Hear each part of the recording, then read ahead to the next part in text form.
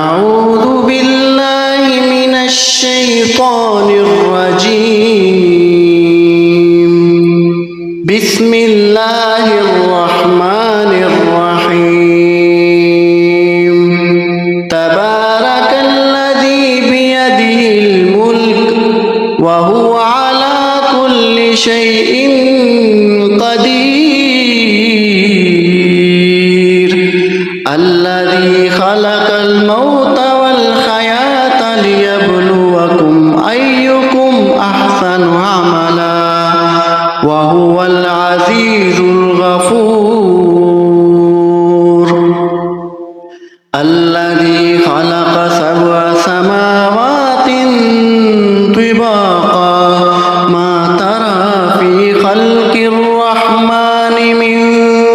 تفاوت فارجع البصر هل ترى من فطور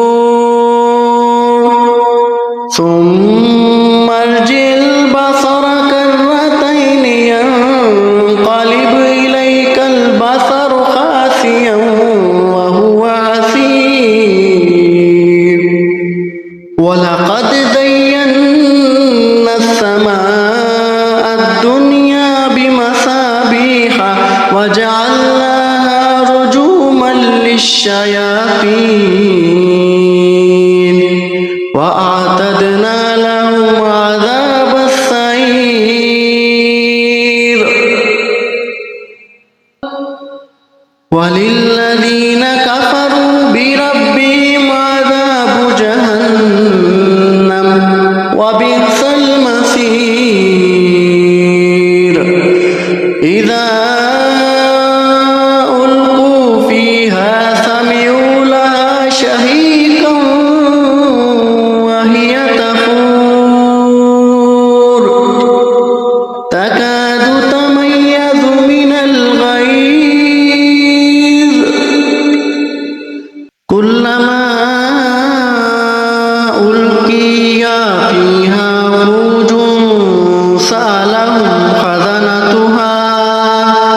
سألهم خزنتها ألم يأتكم نذير قالوا بلى قد جاءنا نذير فكذبنا وقلنا ما نزل الله من شيء إن أنتم إلا في ضلال كبير وقالوا لو كنا نسمع أو نعقل ما كنا في أصحاب السعير فاعترفوا بذنبهم فسحقا لأصحاب السعير إن الذين يخشون ربهم بالغيب لهم مغفرة وأجر كبير وأسروا قولكم وابجهروا به إنه عليم بذات الصدور ألا يعلم من خلق وهو اللطيف الخبير هو الذي جعل لكم الأرض ذلولا فامشوا في مناكبها وكلوا من رزقه وإليه النشور أأمنتم من في السماء أن يخسف بكم الأرض فإذا هي تمور أم أمنتم من في السماء أن يرسل عليكم حاسبا فستعلمون كيف نذير ولقد كذب الذين من قبلهم فكيف كان نكير أولم يروا إلى الطير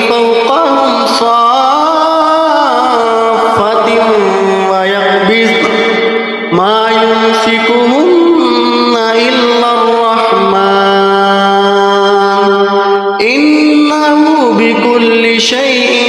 بصير أمن هذا الذي هو جند لكم ينصركم من دون الرحمن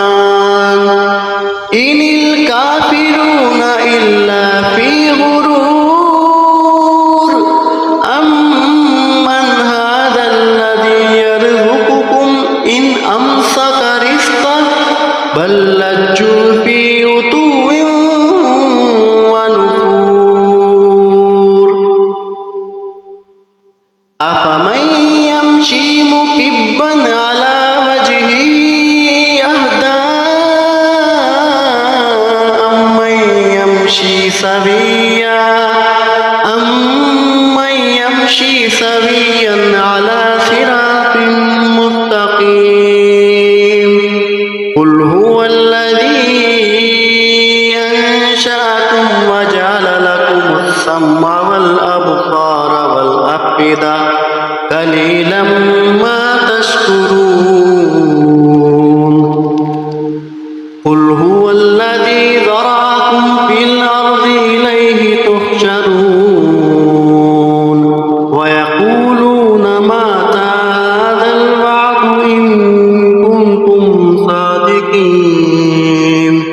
قل إنما العلم عند الله وإنما أنا نذير